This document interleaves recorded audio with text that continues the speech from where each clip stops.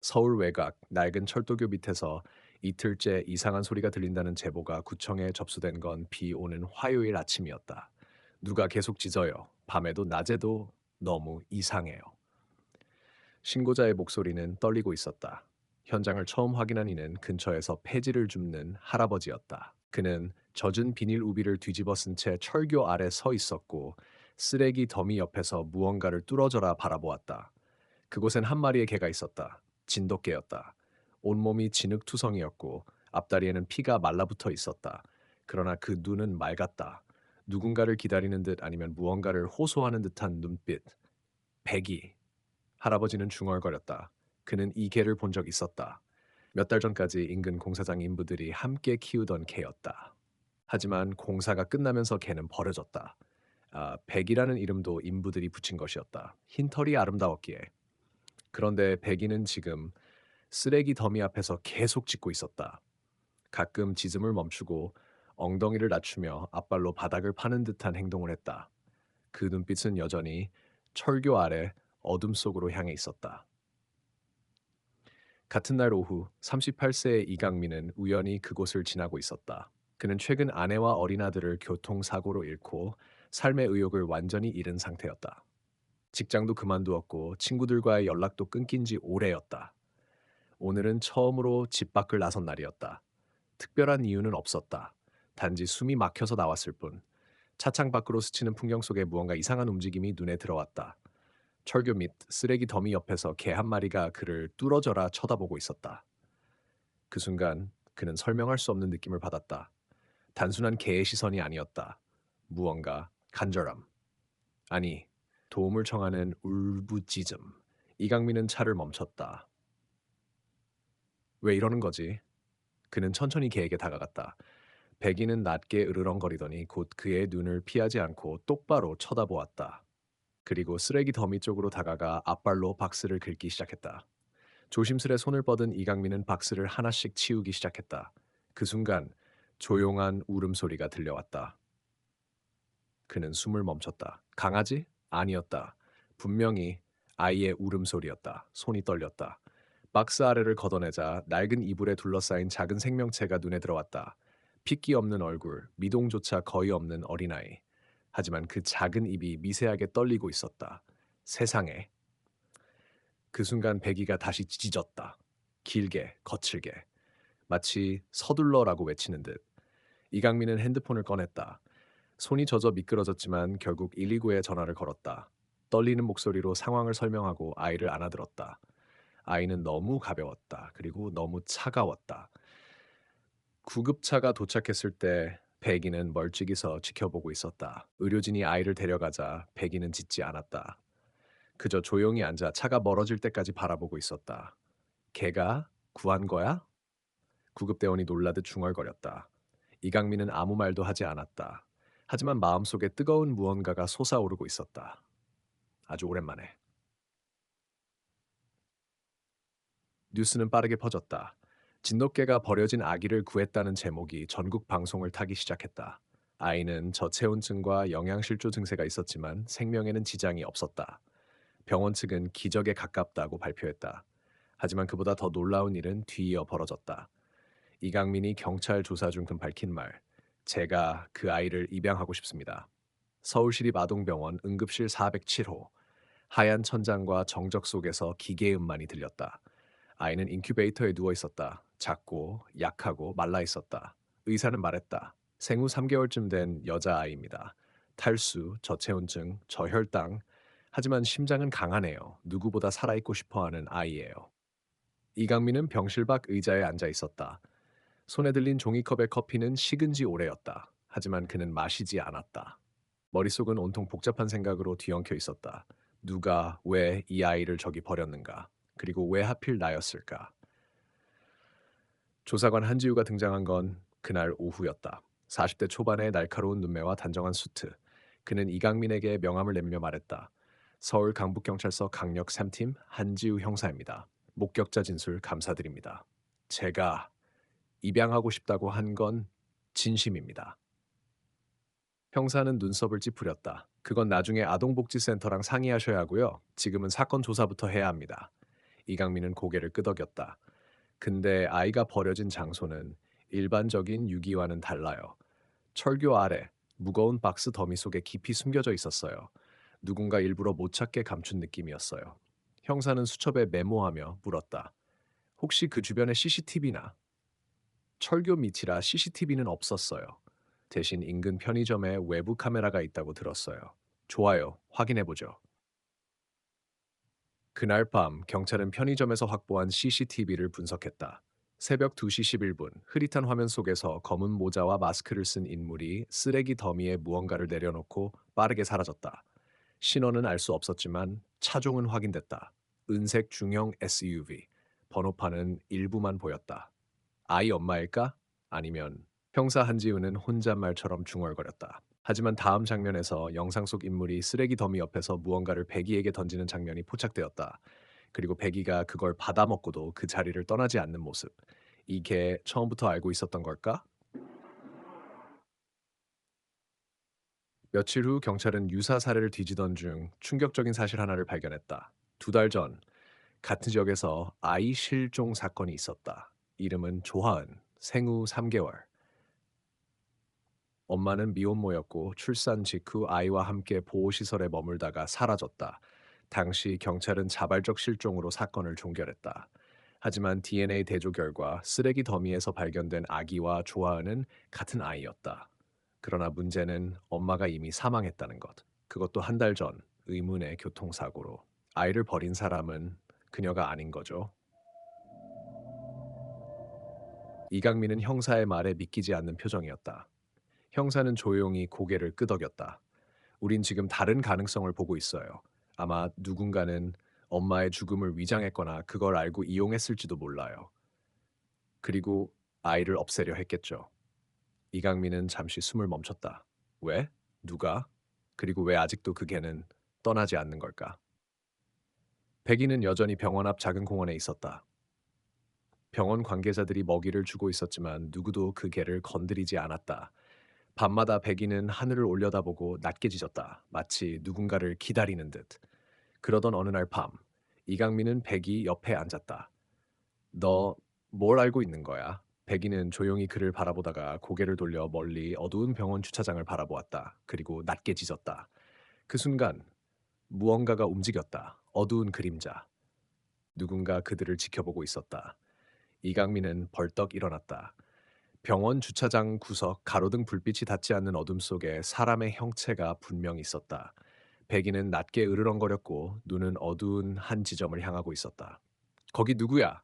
이강민이 외치자 그 그림자는 미동도 하지 않았다. 하지만 백이가 갑자기 짖기 시작하자 그림자는 주차장을 돌아 병원 옆 골목으로 사라졌다. 강민은 망설이지 않고 쫓아갔다. 백이도 그의 곁을 떠나지 않았다. 그건 좁은 골목, 축축한 벽, 음식물 쓰레기의 냄새. 하지만 그곳엔 이미 아무도 없었다. 오직 바닥에 떨어진 회색 니트 장갑과 판짝이 전부였다. 이강민은 그것을 주워들었다. 그 순간 백이가 고개를 들어 어디론가 향하기 시작했다. 병원이 아닌 방향, 도심 외곽, 오래된 고가 도로 아래를 지나 그들은 약 20분을 걸었다. 도착한 곳은 폐쇄된 공장이었다.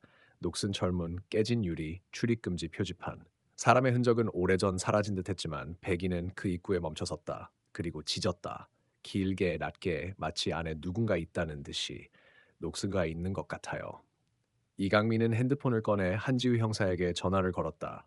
형사님, 지금 이상한 곳에 왔어요. 백이가 이끌었는데 예전에 폐쇄된 공장이에요. 안에 누가 있는 것 같아요. 잠깐 기다리세요. 위치 보내고 저희도 출발합니다. 절대 혼자 들어가지 마세요. 그러나 통화가 끝나기도 전에 안에서 소리가 났다. 금속이 긁히는 소리, 그리고 아이의 울음소리. 이강민은 숨을 삼켰다. 설마 그는 철문을 밀었다. 삐걱 낡은 힌지가 끼익 소리를 냈다. 백이는 그를 따라 안으로 들어섰다. 공장 안은 어두웠고 먼지 냄새가 진동했다. 바닥엔 망가진 기계 부품과 종이 박스들이 흩어져 있었다. 그리고 안쪽 창고 문 아래 틈새로 빛이 새어나오고 있었다. 그는 조심스레 다가갔다. 귀를 댄 순간 안에서 목소리가 들렸다. 생각보다 오래 살았군. 그 계집애 곧 병원에서 죽을 줄 알았는데. 걱정 마. 곧 정리될 거야. 경찰도 아직 눈치 못 챘고. 이강민의 눈이 커졌다. 누군가 병원에 있는 아이의 죽음을 계획하고 있었다. 그는 핸드폰을 꺼내 녹음을 시작했다. 그러나 손이 떨렸다. 그 순간 배기가 짖었다. 크게, 강하게. 그리고 문이 열렸다. 그리고 누구야? 두 남자가 안에서 튀어나왔다. 한 명은 덩치가 컸고 다른 하나는 마른 체형의 모자를 둘러쓴 모습. 둘 다 당황한 얼굴로 이강민을 바라보았다. 너 뭐야? 왜 여기에? 그 순간 배기가 날듯이 뛰어올라 한 명의 다리를 물었다. 비명, 넘어지는 소리. 이강민은 문틈을 지나 재빨리 안으로 들어섰다. 안쪽 방, 거기엔 또 다른 아이가 있었다. 작은 소녀. 손과 발이 천으로 묶인 채 구석에 있었다. 눈은 공포로 가득했고 얼굴엔 멍이 있었다. 세상에. 그는 아이에게 다가가 손을 풀어주었다. 하지만 뒤에서 남자의 외침이 들렸다. 죽고 싶어? 다 끝났다고 생각하지 마.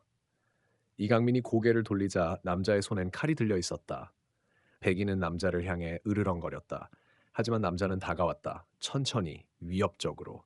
그때 경찰차 사이렌 소리, 그리고 창문 깨지는 소리와 함께 형사 한지우의 목소리가 들렸다. 경찰이다. 움직이지 마. 몇 분 뒤 공장 안은 경찰들로 가득 찼다. 두 남자는 제압되었고 소녀는 구출되었다. 아이의 신원은 곧 확인됐다. 그녀 역시 실종 아동이었다. 세 달 전 다른 지역에서 사라졌던 아이. 이 사건은 단순한 유기가 아니라 조직적인 유아 유괴 및 거래와 연결된 것이었다. 이강민은 병원으로 돌아오며 말했다. 이건 시작에 불과해요. 저 사람들 뒤엔 더 있어요. 한지우 형사는 고개를 끄덕였다. 맞습니다. 그리고 그 진돗개 말입니다. 백이? 형사는 의미심장한 눈빛으로 말했다.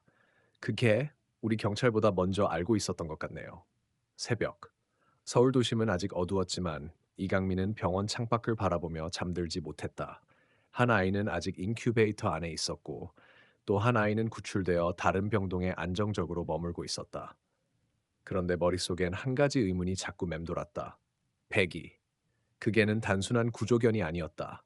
어떻게 공장까지 정확히 알고 있었을까? 왜 계속 특정 방향을 바라보고 짖었을까? 그는 병원 옆 공원으로 나갔다. 백이는 여전히 그 자리에 조용히 앉아 있었다. 너 혹시 그 남자들 중 누군가를 알고 있었던 거야? 백이는 천천히 고개를 돌려 이강민을 바라보았다. 그 눈빛엔 무언가 말 못할 비밀이 담겨 있는 듯했다. 다음날 아침, 한지우 형사는 놀라운 정보를 가지고 돌아왔다. 강민 씨, 그 계백이 우리가 마이크로칩을 확인해 봤어요. 칩이 있었어요? 네. 등록은 3년 전, 이름은 동희. 원래 주인은 최연수라는 여성입니다. 참고로 형사는 서류를 넘겼다. 사진 한 장. 백이와 꼭 닮은 진돗개, 그리고 한 여성이 아이를 안고 웃고 있었다. 그 아이 구출된 그 여자아이 아니에요? 맞아요. 최연수는 그 아이의 엄마였고 실종되기 한 달 전까지 동희와 함께 살았어요. 그럼 그녀는 백이를, 아니 동희를 버리지 않았어요. 누군가 그녀의 집을 침입했고 이후 그녀는 사라졌습니다. 이강민의 얼굴이 굳어졌다. 살해된 거겠죠? 가능성이 높아요. 다만 그 시점에서 그녀의 시신은 발견되지 않았어요. 실종 상태입니다. 그리고 그 집에서 우리가 이상한 흔적 하나를 발견했어요. 형사는 조심스레 말을 이었다. 집 지하 창고에서 피가 묻은 신발 한 짝이 발견됐습니다. 아이의 것과 일치하죠. 이강민은 숨을 삼켰다. 그럼 아이도 죽은 줄 알았던 거군요. 아니면 팔렸을 가능성도 있어요. 그걸 막기 위해 동희가, 아니 백이가 무언가 행동한 걸 수도 있고요. 그날 밤 병원 CCTV를 다시 검토하던 경찰은 이상한 인물을 또 발견했다. 검은 모자에 마스크 그리고 회색 점퍼. 며칠 전 병원 주차장에 나타났던 인물과 동일 인물이었다. 그는 아이의 병실 근처를 서성였고 심지어 간호사복을 흉내낸 옷을 입고 있었다. 병원 내부에 공범이 있는 걸 수도 있어요. 한지우 형사의 표정은 굳어졌다. 우린 이제 병원이 안전하지 않다고 판단합니다. 아이를 다른 보호시설로 옮겨야겠어요. 하지만 이강민은 반대했다. 지금 아이가 백이 옆에 있지 않았다면 살아남지 못했을 겁니다. 그 개가 아이를 지켜요. 제발 같이 있게 해주세요. 형사는 망설이다가 고개를 끄덕였다. 그 대신 병원 내부 경비를 강화합니다. 그리고 백이도 병원 내부 출입을 허가받아야 해요. 며칠이 지나고 경찰은 백이에게 과거 행적을 추적하던 중 한 영상 하나를 입수했다. 공공 CCTV에 포착된 그것은 백이가 도심을 가로질러 병원으로 오는 장면이었다. 총 거리 12km. 걔는 한 번도 멈추지 않고 병원으로 곧장 향했다. 바로 아이가 발견되기 전날 밤이었다. 이건 본능을 넘어선 겁니다. 이 개는 분명히 무언가 알고 있어요. 그레싱스팜서게라스. 그리고 마침내 백이는 병원 복도 안에서 갑자기 멈춰섰다. 낯선 간호사 한 명이 아이 병실로 향하던 순간이었다. 백이는 짖었다. 크게, 격하게. 온몸에 털을 세운 채 날카롭게 짖었다. 간호사는 당황했고 주변 직원들이 다가왔다. 무슨 일이죠? 그 간호사는 잠시 머무리다가 도망쳤다. 복도를 달려 계단으로 향했다. 하지만 이강민이 뒤쫓았고 병원 보안팀이 그를 막아 세웠다. 잡았다. 가면이 벗겨졌고 그 얼굴은 죽은 줄 알았던 최연수의 쌍둥이 자매였다. 최연수? 이강민은 멍하니 그녀의 얼굴을 바라보았다. 구조된 아이의 엄마와 똑같은 얼굴. 하지만 뭔가 달랐다. 암, 차가운 눈빛, 다친 입술. 그녀는 살아있었던 게 아니었다. 그녀는 다른 사람이었다. 형사 한지우가 먼저 말을 이었다. 이름은 최연진, 최연수의 일란성 쌍둥이 자매입니다. 현재 확인된 바로는 연수 씨는 6개월 전 사망했을 가능성이 높고 이 여자는 그 후 아이를 찾기 위해 병원 근처를 맴돌았습니다. 이강민은 충격의 말을 잃었다. 아이를 찾기 위해, 정확히는 아이를 돌려주지 않기 위해였습니다. 모라이스킹, 취조실. 최현진은 팔짱을 낀 채 무표정한 얼굴로 앉아 있었다. 형사가 물었다. 왜 병원에 침입했죠? 그 애는 내 거였어요. 뭐라고요? 그녀는 천천히 눈을 올렸다. 연수는 언제나 약했어요. 남편한테 맞아도 참고 살고 아파도 말 안 하고 아이가 태어났을 때 그 애는 점점 무너지고 있었죠. 내가 없었으면 벌써 죽었을 사람. 그래서 아이를 데리고 달아났습니까? 그 애는 더 이상 어머니 자격이 없었어요. 내가 데리고 있는 게 맞는 거였죠. 그런데 그 개가 다 망쳤어요. 그 개만 아니었으면 지금쯤 내 계획은 완벽했을 텐데. 형사의 손이 멈췄다. 개요? 동의. 걔가 다 지켜보고 있었어요. 내가 애를 데리고 나오던 날도 연수를 밀어냈을 때도. 정적이 흘렀다. 뭐라고요? 밀어냈다고요? 그녀는 웃지도 않고 대답했다. 실수였어요. 하지만 어차피 그 애는 끝났던 거예요. 난 그저 아이를 구한 거였어요. 그 말은 경찰 전체를 충격에 빠뜨렸다. 최현진은 자매를 죽였고 아이를 자신의 것이라 믿었으며 구조견이 모든 걸 기억하고 있었다. 백이 동희는 그날을 다 보고 기억하고 있었던 거야. 이강민은 조용히 백이 옆에 앉았다. 너 얼마나 무서웠을까? 혼자서 진실을 품고. 백이는 아무 말 없이 그의 손에 얼굴을 묻었다. 며칠 뒤 경찰은 최연수의 실종 당시 위치를 추적했고 집 뒤편 하수구에서 여성의 뼈 일부가 발견되었다. DNA 검사 결과 최연수와 일치. 공식 발표는 이렇게 나갔다. 진돗개의 끈질긴 행동이 실종 사건의 진실을 밝히는 결정적 실마리가 되었습니다.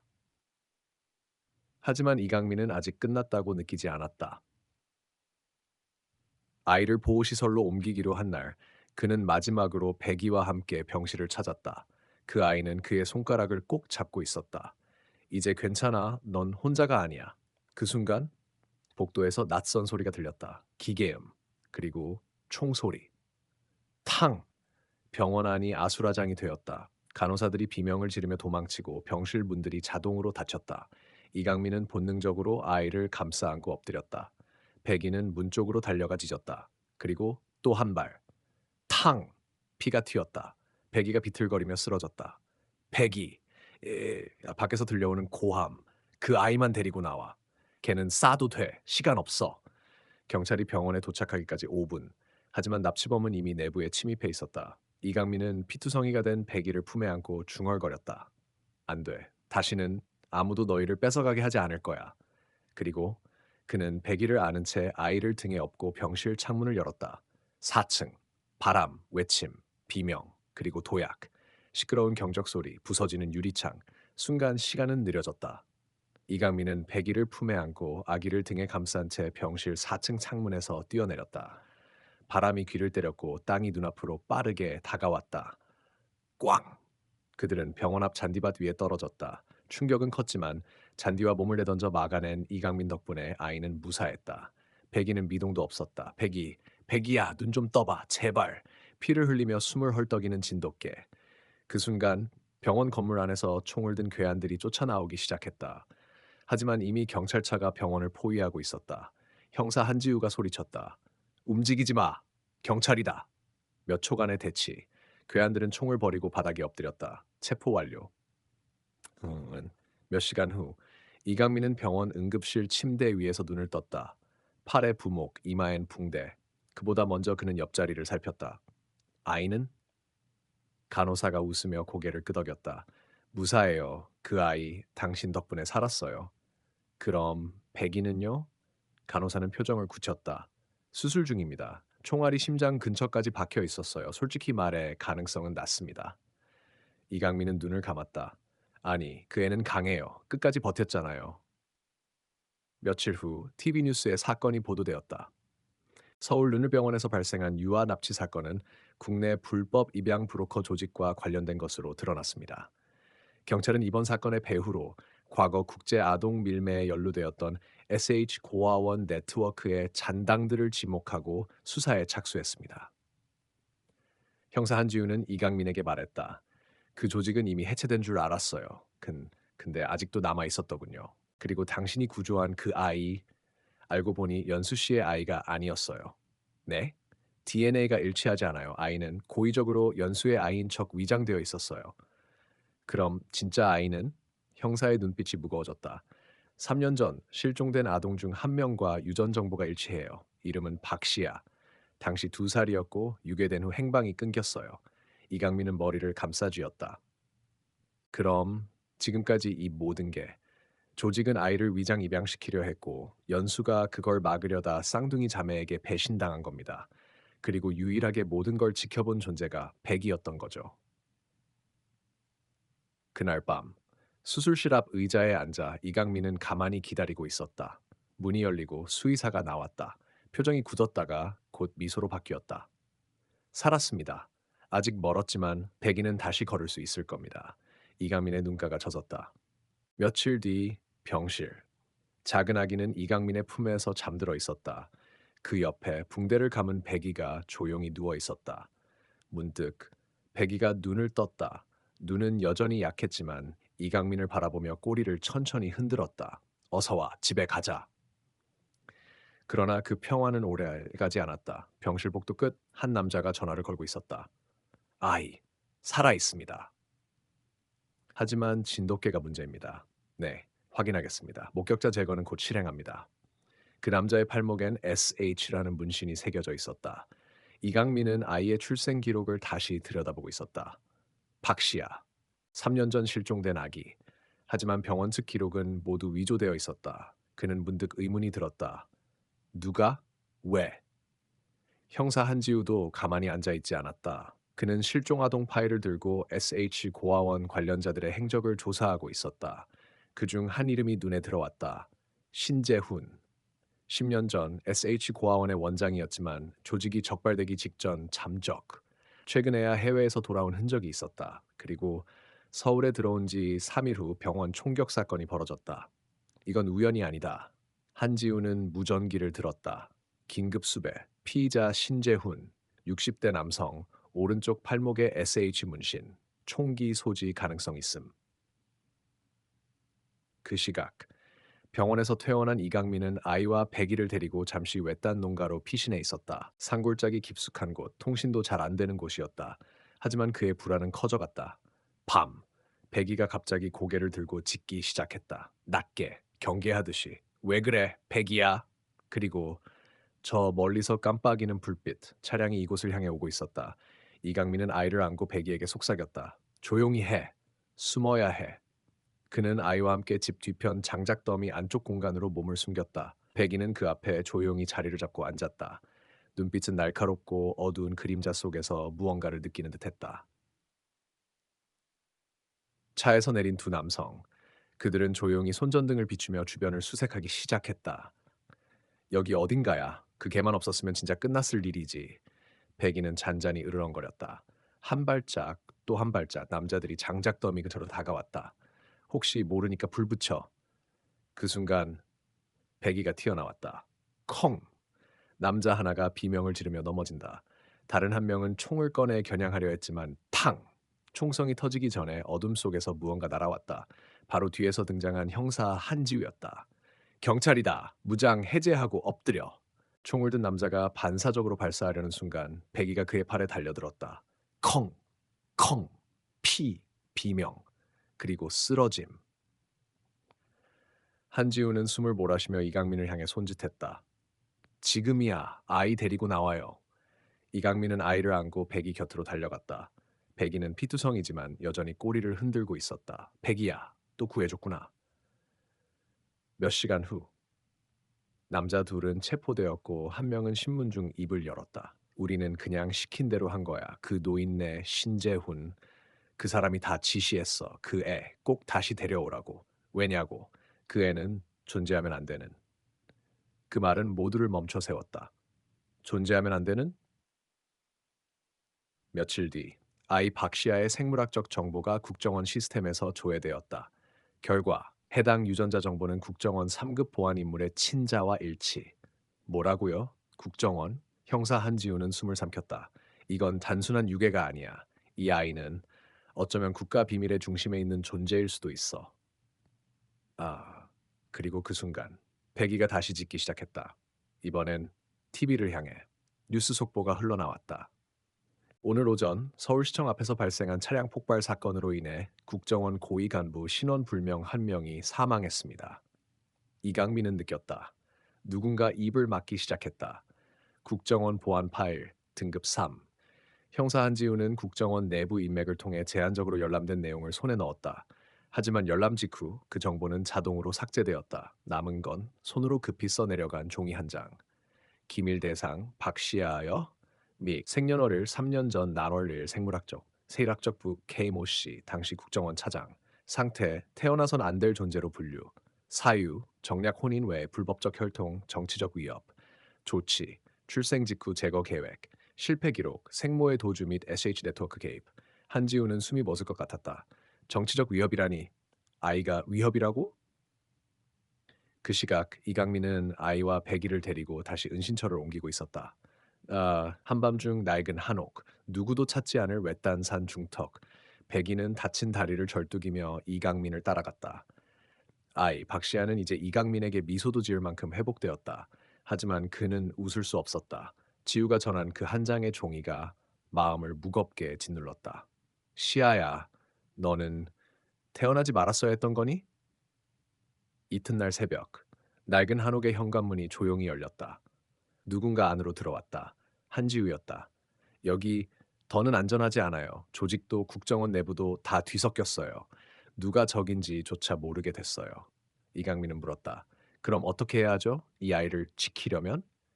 형사 한지우는 꺼내 들었다. 검은 USB. 여기엔 국정원 내 박시아 관련 삭제된 파일의 일부 백업이 있어요. 하지만 이걸 공개하면 우리가 죽어요. 그래도 해야죠. 이건 단순한 영웅놀이가 아니에요, 강민 씨. 당신이 살고 싶으면 이 아이를 포기해야 해요. 잠시 침묵. 밖에서 바람이 불었다. 나뭇가지들이 창문을 두드렸다. 그럴 수 없어요. 백이도 시아도 지금 나한테는 가족이에요. 휴, 이상한. 그 순간 백이가 낮게 으르렁거렸다. 이강민은 무기를 들었다. 한지우는 총을 꺼냈다. 밖에서 인기척. 두 사람은 숨을 죽였다. 그리고 총성. 탕. 유리창이 깨졌다. 누군가 한옥을 향해 조준 사격을 가한 것이다. 이강민은 아이를 안고 바닥으로 몸을 날렸다. 시아야, 괜찮아? 강민 씨, 이쪽으로. 한지우는 숨겨둔 비밀 통로를 열었다. 두 사람은 백이와 함께 통로를 통해 빠져나왔다. 밖으로 나왔을 때 산 너머 멀리 한옥은 불길에 휩싸이고 있었다. 숨을 곳은 더 이상 없군요. 도심으로 돌아온 그들. 그날 밤 이강민은 익명의 블로그에 USB 데이터를 업로드했다. 파일 제목 박시아 파일 금지된 유전자 48시간 후 인터넷이 뒤집혔다. 국정원 고위직 불륜 자식 존재 확인. 실종된 아동이 정치 스캔들의 중심에 있었다. 삭제된 혈통을 지키려는 시민. 언론은 빠르게 차단되었지만 이미 파일은 수백만 번 공유되었다. 그러나 다음 날 이강민은 뉴스 속에서 낯익은 얼굴을 보았다. 서울 시내 한 아파트에서 형사 한지우 씨가 사망한 채 발견되었습니다.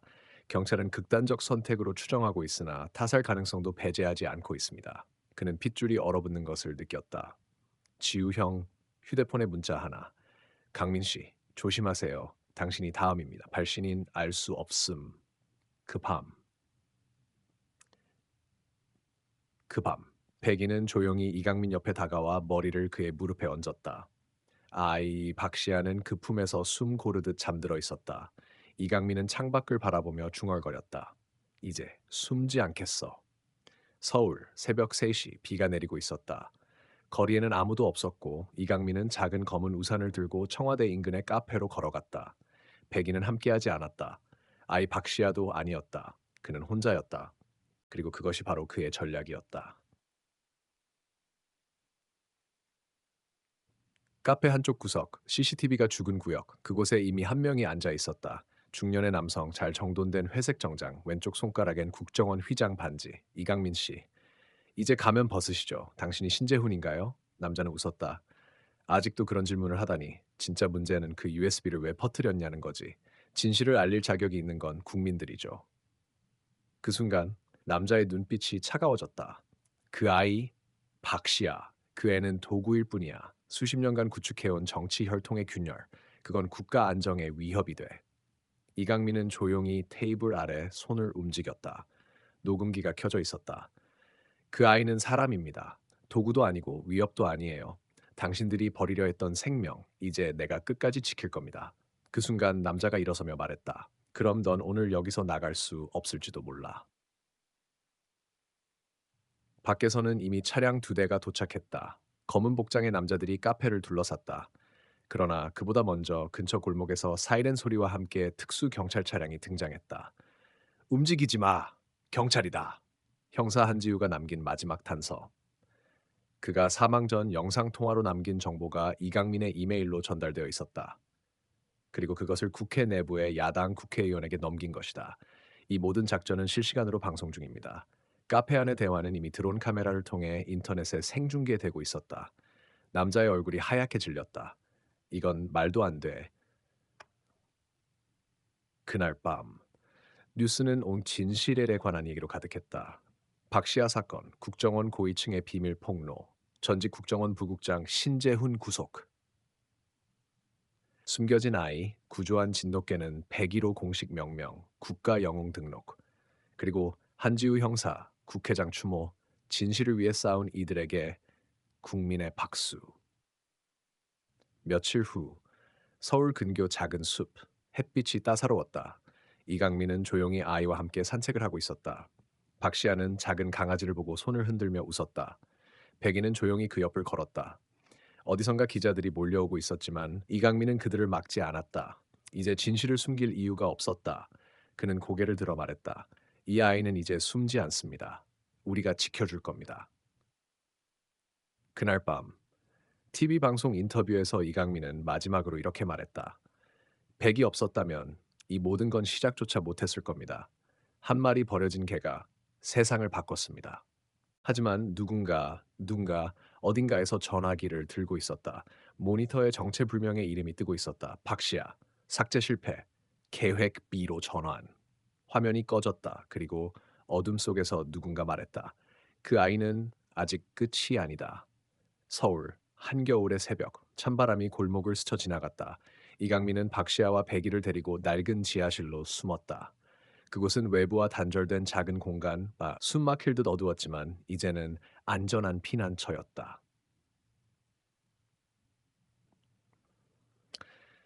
여기까지 온 걸 후회하지 않아요? 박시아가 조용히 물었다. 이강민은 미소를 지으며 말했다. 네가 있으니까 무엇이든 견딜 수 있어. 백이는 박시아의 옆에 앉아 따뜻하게 몸을 감쌌다. 그때 지하실 입구에서 발소리가 들렸다. 숨을 죽이고 있던 세 사람은 긴장했다. 문이 열리고 빛이 스며들었다. 여기 있다니 네가 정말 대단하구나 강민 씨. 그는 나타났다. 신재훈 국정원 전 부국장. 계획 B? 그게 뭔지 알려주마. 그게 문제냐 어떠나. 신재훈은 한숨을 쉬며 말했다. 박시아는 단순한 정치적 도구가 아니다. 그녀의 혈통은 국가가 지켜야 할 미래다. 하지만 위협이 될 수도 있다. 그래서 안전한 보호와 통제가 필요하다. 이강민은 단호하게 답했다. 아이는 인간입니다. 도구가 아니라 가족이에요. 그렇다면 신재훈이 고개를 끄덕이며 말했다. 우리가 함께 해야 한다. 너와 백이, 그리고 아이와. 그날 이후 박시아의 존재는 공식적으로 알려졌고 국가는 그녀를 보호하기로 했다. 이강민은 법적 양육권을 받았고 백이는 국가 영웅으로 인정받았다. 서울의 봄날 세 사람은 공원에서 웃으며 걷고 있었다. 박시아는 백이에게 손을 내밀었다. 우리 가족이니까. 어둠 속에서 한 인물이 지켜보고 있었다. 그는 미소 지으며 말했다. 진짜 싸움은 이제 시작일 뿐이다. 그러나 이강민은 눈을 감고 따뜻한 햇살 아래서 말했다. 지금 우리는 자유롭다. 끝.